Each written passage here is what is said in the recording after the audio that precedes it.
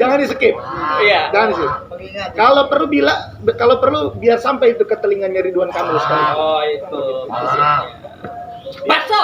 Berbagi orang. Wih, makasih. Sehat ya.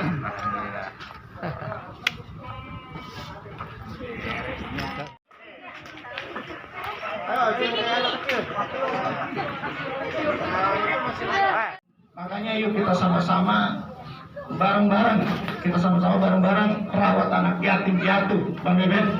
Siap. Bukan, tapi ini yang harus kita aplikasikan. Paham sampai di sini? Jadi Anda menjadi seorang pesilat. Jadi bukan hanya pandai menendang, pandai memukul, bukan itu. Kalimat penting dengan iman. Bagaimana Anda memukul? Ini bukan Anda yang memukul, tapi Tuhan menghendakkan tangan Anda untuk memukul. Anda menendang, bukan kaki Anda yang mampu menendang, tapi Tuhan menghendaki kaki Anda untuk bisa menendang. Allah yang menghendaki itu. Paham sampai di sini? Makanya kita harus selalu bersyukur.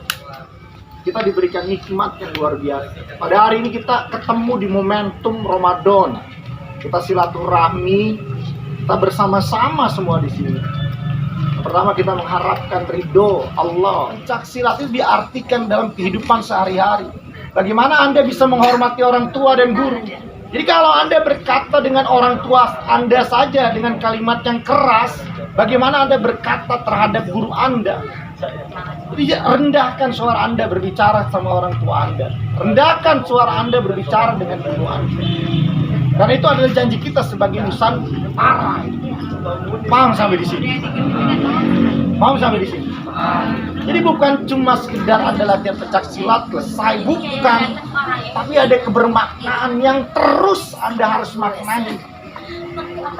Jadi seorang pesilat itu bukan cuma sekedar Anda dapat medali, bukan. Tapi seorang pesilat itu benar-benar Anda maknai bagaimana silat itu mempunyai filosofi di setiap gerakannya. Kenapa di Nusantara sikap pasang satunya seperti ini? Anda harus maknai ini apa? Apakah ini menunjukkan arogansi? Bukan. Sikap pasang satu itu artinya Anda bertahan. Nyuruh apa? Nyuruh kita sabar. Paham sampai di sini? Nyuruh kita sabar, sabar. Paham sampai di sini? Jadi jangan arogansi yang muncul. Maknai pencak silat bukan hanya sekedar Anda berlatih menendang, memukul. Maknai pencak silat secara filosofis. Maknai pencak silat secara edukasi kehidupan. Baru nanti Anda akan memaknai arti pencak silat sesungguhnya. Anda adalah kader-kader KPS Nusantara. Saya apresiasi sama Jenal, saya apresiasi sama Cokro, sama Padel, sama Nada yang sudah dengan kesibukannya sebagai mahasiswa, sebagai tuntutannya hidup untuk menghidupi keluarganya, tetapi masih ada keinginan untuk membangun Nusantara. Dan ini yang cepat hilang di hati seorang pesilat karena tidak tertanam di hatinya Nusantara itu seperti apa. Paham sampai di sini? Paham ini Anda ini? Paham Anda? Jadi jangan sampai Anda menjadi Nusantara, tapi Nusantara yang ada di lisan, tapi Nusantara yang harus ada di hati. Bagaimana Muhammad Adimulyo Dewan Guru kita menciptakan pencak silat bertujuan mulia. Menciptakan Nusantara itu bertujuan mulia. Untuk apa? Mengembangkan pencak silat. Dulu pencak silat tidak pernah dipertandingkan, tetapi Muhammad Adimulyo dengan dua temannya berpikir keras bagaimana terus melestarikan pencak silat. Salah satunya pencak silat harus dipertandingkan. Agar apa? Agar ini bisa menjadi minat banyak orang. Agar ini bisa profesional. Itu Muhammad Adimulyo, pendiri KPS Nusantara, punya tujuan mulia untuk ini. Dan saya berharap tujuan-tujuan mulia dari almarhum Muhammad Adimulyo ini bisa kita tanamkan sampai hari ini. Dan Anda harus bisa menanamkan itu. Paham ini sampai di sini. Jadi kalau Anda belum bisa memaknai pencak silat secara filosofis, jangan harap Anda menjadi pesilat yang sesungguhnya. Paham? Jadi pencak silat itu bukan cuma sekedar bergerak, tapi pencak silat itu menghubungkan kita terhadap Tuhan kita. Paham ya? Paham ini? Paham tidak ini? Mungkin itu saja yang bisa saya sampaikan. Saya ucapkan terima kasih Anda sudah bisa hadir di kediaman saya. Dari saya cukup. Semoga Anda semua sehat selalu. Dan mudah-mudahan kita selalu diberikan cintanya oleh Tuhan kita, oleh Allah Azza wa Jalla. Itu saja yang bisa saya sampaikan. Setelah ini silakan Anda bisa pulang. Salam sama kedua orang tua kalian. Dari saya, salam hormat, salam takjim saya sama orang tua kalian. Dan usahakan pulangnya bareng-bareng. Paham ya? Jangan sendiri-sendiri. Jadi pulangnya bareng-bareng. Sehingga kalau ada apa-apa bisa saling. Ini ngebahas yang tadi nih, kita mulai aja ya. Kan katanya belum ada putusan resmi dari Pak Menteri ya tentang pencaksilat bakal dijadiin muatan lokal. Nah, tanggapan Bung sendiri itu gimana, Bu? Sebenarnya nggak perlu nunggu menteri kalau berbicara tentang keputusan pencaksilat sebagai mata pelajaran muatan lokal. Kita tinggal bikin naskah akademik dan disepakati oleh anggota DPR di tingkat kabupaten maupun di tingkat provinsi, selesai itu. Kalau berbicara pencaksilat sebagai mata pelajaran muatan lokal. Lokal itu kan berarti kedaerahan, paham? Jadi bisa-bisa aja, sah-sah aja, nggak perlu ada peraturan menteri. Kalau menjadi peraturan menteri, itu harusnya menjadi peraturan nasional. Kalau pencaksilat ada aturan menteri menjadi mata pelajaran, itu baru berbicaranya peraturan menteri. Apa menunggu orang silat dulu yang menjadi menteri, baru kan begitu judulnya? Enggak juga. Boleh sih itu istilah itu. Orang silat ada di kementerian. Tunggu Ardawi tuh. Sangat boleh itu. Tunggu tuh. Sangat boleh itu, sangat boleh. Makanya tungguin Ardawi Sumarno jadi menteri pendidikan di Kabupaten di Republik Indonesia. Kan begitu. Kalau Ardawi Sumarno jadi menteri pendidikan, program pertama 1 minggu struktur kurikulum pencaksilat ada di kurikulum. 1 minggu full. 1 minggu Full. Kasih gantai. 1 minggu. 4 minggu, 1 minggunya pencaksilat. 1 minggu saya jadi menteri, saya jadikan struktur pencaksilat ada di kurikulum.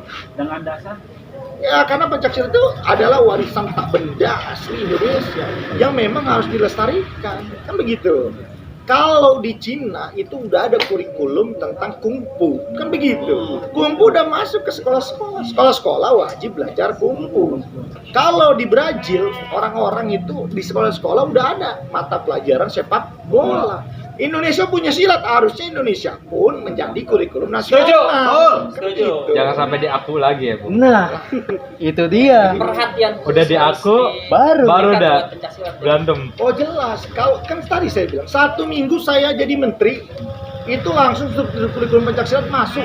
1 minggu nggak perlu lama-lama, langsung saya buat peraturan menteri. Kan begitu judulnya. Permen. Harus ada kurikulum pencaksilat, baik tingkat SD, SMP maupun SMA. Terus bertanya, Bung, bagaimana tentang struktur materi dan sebagainya? Itu mah tai burung, kan begitu judul. Dari sekarang juga saya udah bisa bikin, kan begitu. Kecil itu barang, kan begitu judul. Maksud saya begitu. Jadi nggak usah menunggu. Sebentar, ini ada telepon nih. Silakan dilanjut dulu, Pak. Halo. Berarti kalau di sekolah yang namanya eskul wajib. Waalaikumsalam. Iya, Bro. Siapa dulu? Gimana, Bro?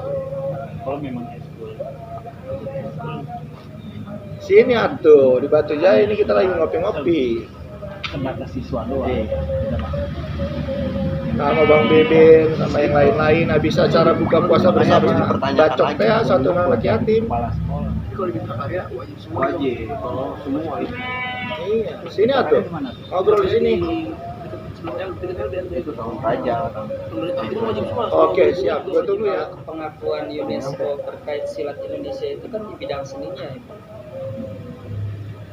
Kenapa? Pengakuan UNESCO Di bidang? di bidang seninya. Ya ngaku-ngaku, kan begitu judulnya.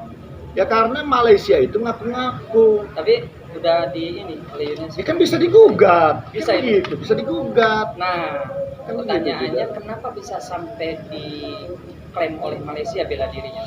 Karena tadi sekarang saya mau tanya, Pak Ridwan Kamil selaku Gubernur Jawa Barat menyatakan bahwa Hari Pencaksilat itu sudah dari tahun 2019. Iya. Dari tahun 2019 sudah ada Hari Pencaksilat Provinsi Jawa Barat. Terus dari tahun 2019 itu digadang-gadang pencaksilat sebagai mata pelajaran muatan lokal. Ini udah tahun 2022.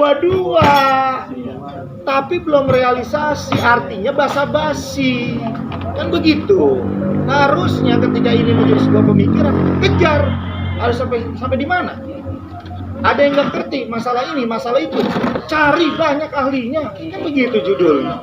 Nah, itu tidak heran ketika hari ini pencaksilat diklaim bela dirinya menjadi asli orang Malaysia. Itu bisa digugat.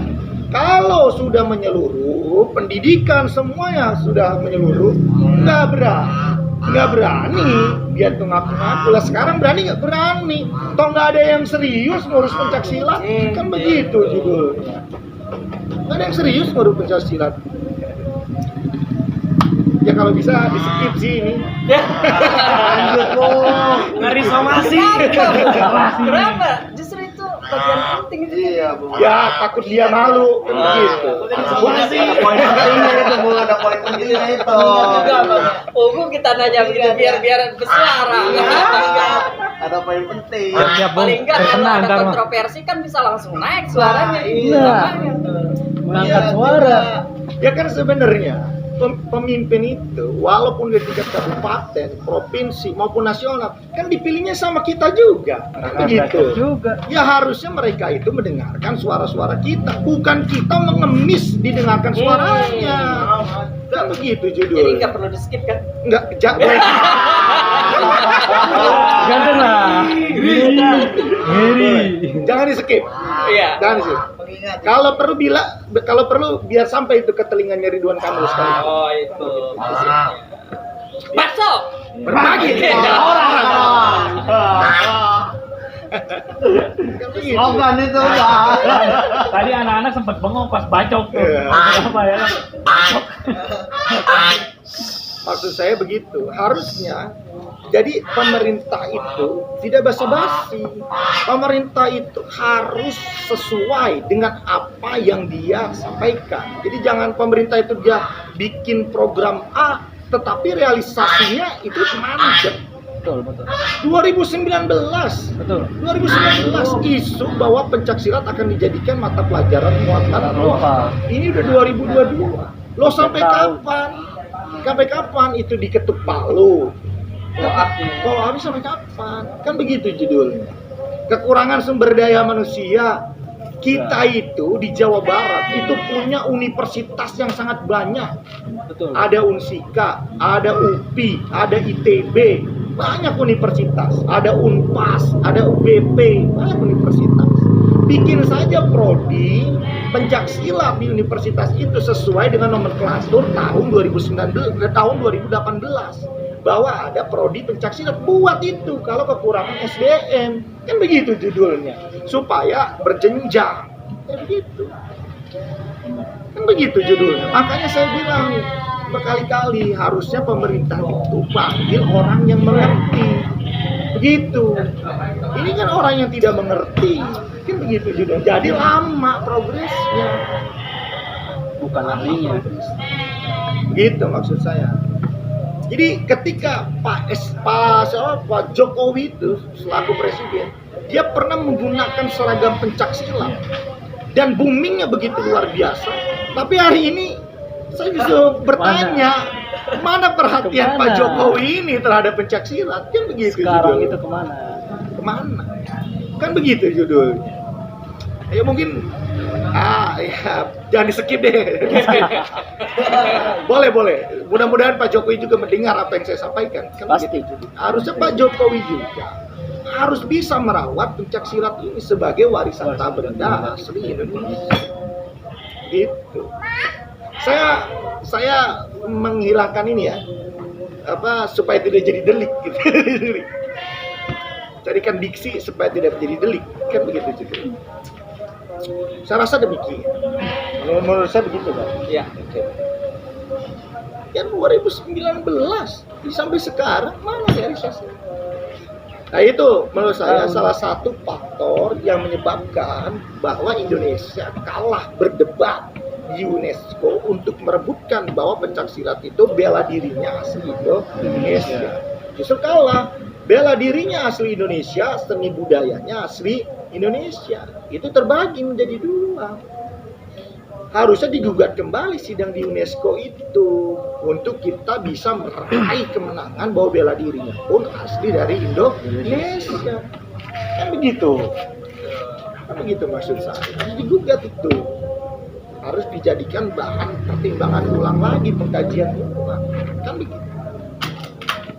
Tolak ukurnya apa? Tolak ukurnya kejuaraan di tingkat nasional. Prestasi Indonesia mengungguli prestasi Malaysia di bidang seni. Kalau berbicara tentang kategori tanding, kan begitu. Kalau di bidang kategori tentang spiritual, Indonesia juga banyak yang nggak mempan dibakar, nggak mempan direbus, kan begitu. Mohon maaf itu ya. Saya sampaikan demikian. Direbus, dibakar juga banyak yang nggak. Artinya dari sudut pandang mana kita tidak memenangkan di dalam sidang UNESCO itu, kita tidak memenangkan bahwa pencaksilat itu bela dirinya asli Indonesia, seni budayanya pun asli Indonesia. Harusnya kita bisa memenangkan itu. Poinnya itu. Bila perlu utus Ardawi Sumarno di sidang UNESCO, kan begitu judulnya. Akan saya menangkan itu. Saya akan berdiplomasi di depan negara-negara lain yang mengaku bahwa pencaksilat berasal dari negara kita. Kesejarahan itu kan harus ditulis. Di Jawa Barat itu ada kerajaan disebut dengan Kerajaan Galuh. Kerajaan Galuh itu kerajaan yang tua di Jawa Barat itu. Ada yang disebut dengan Ciung Wanara. Ciung Wanara itu kesejarahan ada di negara kita di Indonesia. Itu kan bukan fiksi, itu nyata. Kerajaan yang ada buktinya. Kerajaan itu kerajaan yang kuat karena pandai berbela diri. Kita tahu yang disebut dengan Pamanah Rasa, Prabu Siliwangi. Kesaktiannya mandraguna, buktinya ada. Kujang-kujang yang pernah dipakai oleh Prabu Siliwangi. Terus kekuasaan Prabu Siliwangi sampai sejauh mana. Kan begitu judulnya. Keturunannya juga ada.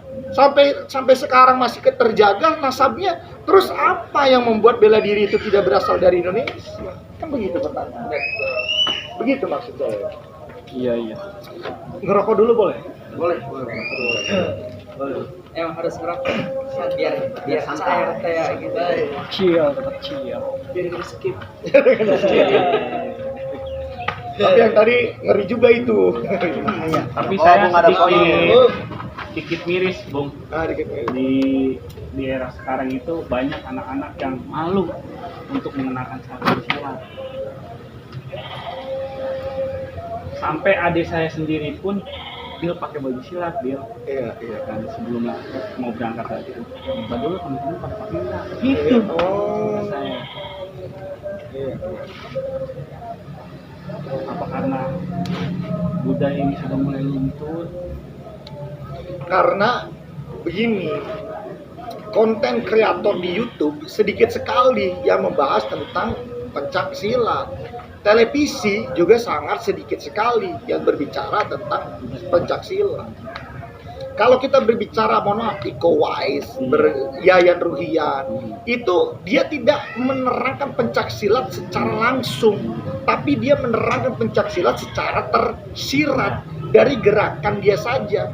Dia tidak mengenalkan kultur pencaksilat, dia tidak mengenalkan aspek di pencaksilat. Jadi orang berpandang bahwa pencaksilat itu hanya ketika bela dirinya saja. Pencaksilat bukan, tidak lebih dalam dari itu. Itu film The Red, film Merantau. Sebenarnya saya apresiasi dia menunjukkan gerakan-gerakan, tapi dia tidak mengenalkan aspeknya di dalam pencaksilat, sehingga orang tidak merasa bangga menggunakan seragam pencaksilat. Bahkan ada salah satu anggota DPR kalau tidak salah yang melarang berbahasa Sunda atau apa? Nah itu juga menurut saya harusnya baju daerah itu harus sering digunakan. Agar apa? Agar ada rasa bangga. Coba lihat di Thailand. Di Thailand itu baju daerah sering sekali dipertontonkan di film-film Thailand, dan tidak ada rasa malu ketika artis-artis menggunakan baju daerah. Dan ini sekarang ketika menggunakan baju silat, baju daerah, seolah-olah ini baju yang tertinggal. Iya. Harusnya paradigma berpikir itu yang harusnya diganti. Harusnya bangga dengan tradisi. Tradisi. Tradisionalan. Saya pakai topi kayak begini aja saya nggak pernah malu, kan begitu juga. Bangga malah ya. Bangga, begitu. Nggak ada istilah saya. Istilah saya malu pakai peci berwarna merah segala macam. Ini kan culture, budaya. Paham sampai di sini?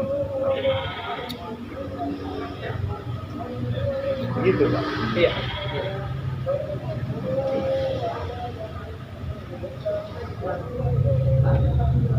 Makanya saya tuh menantang para konten-konten kreator kayak podcast Om Deddy Komposer itu.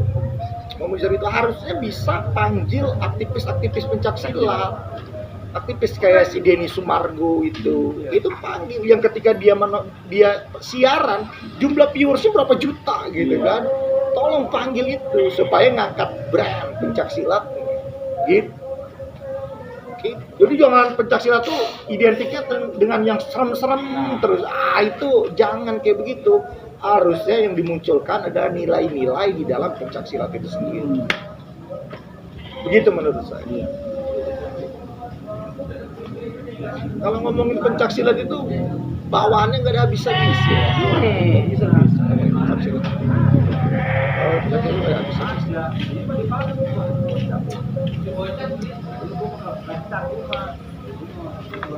Kalau menurut saya kita ngerti dan Iya. pribadi yang Harusnya pemerintah sudah mulai berpikir tentang itu. Jadi kenapa pencaksilat itu yang cuma ditonjolkannya kesaktian bela dirinya? Jangan. Justru pencaksilat itu yang harus ditanamkan adalah nilai di dalam pencaksilat. Itu yang harusnya disampaikan. Ada nilai-nilai itu. Ada nilai-nilai itu. Itu yang orang telat atau tidak tersampaikan. Harusnya itu. saya sempat miris juga melihat yang di televisi yang dulu saya waktu kecil nonton, ada lenong gitu. Ada silatnya, ada mengenalkan bahwa ini salah. Rasanya itu tidak boleh. Kan melalui lenong tuh saya paham tuh dari silat tuh. Ini sudah nggak ada gitu Bu. Misalkan di TV gitu kan.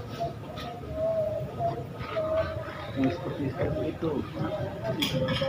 Justru saya coba Anda saksikan di siaran televisi. Jadi setiap orang yang bermain film silat dan menokohkan diri sebagai seorang pesilat itu selalu dijadikan yang tidak gaul.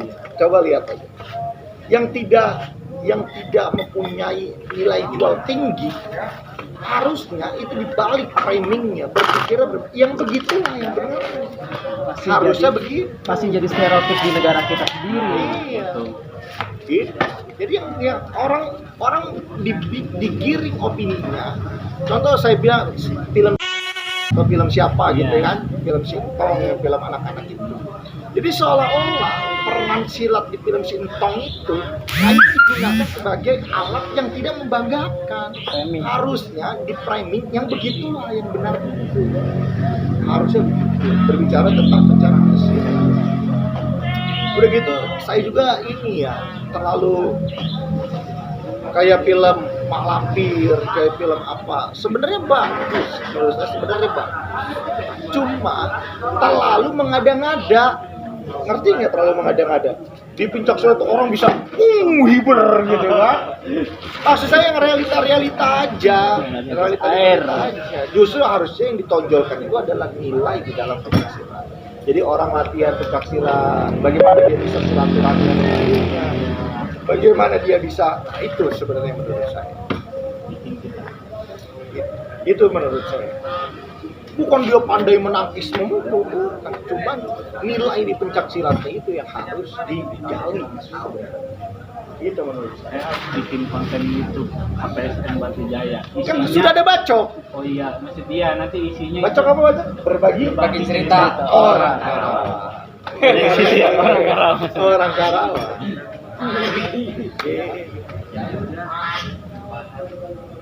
Dalamnya perguruan silat manapun. Iya. Boleh. Bagus ya malah. Jadi orang banyak salah kaprah dan orang itu banyak salah menafsirkan. Begitu aja sebenarnya. Jadi kalau orang nggak salah kaprah dan nggak salah untuk menafsirkan, saya yakin pencak silatnya akan bersulit dan benar. Ini selalu pencak silat yang ditampilkannya, mohon maaf gitu ya, bukannya saya menyalahkan debus gitu. Tolong yang kayak begitu jangan ditampilkan dulu menurut saya. Itu kearifan lokal. Itu jangan ditampilkan dulu karena seolah-olah itu sangat berbahaya ketika dipraktekkan. Mengerti tidak maksud saya? Jadi orang mau latihan pencak silat udah terframing, ntar dia jadi debus, ntar dia mohon maaf, kalau dia yang agama Islam dan dia taat, dia mungkin akan berpikir, wah jangan-jangan ini bersekutu dengan setan. Itu kan orang berpikir sah-sah aja nggak orang berpikir begitu. Kan sah-sah aja ketika orang berpikir demikian. Padahal kan dia belum tahu dari mana asbabun nuzul orang itu bisa begitu. Jadi berasumsi kan. Jadinya asumsi.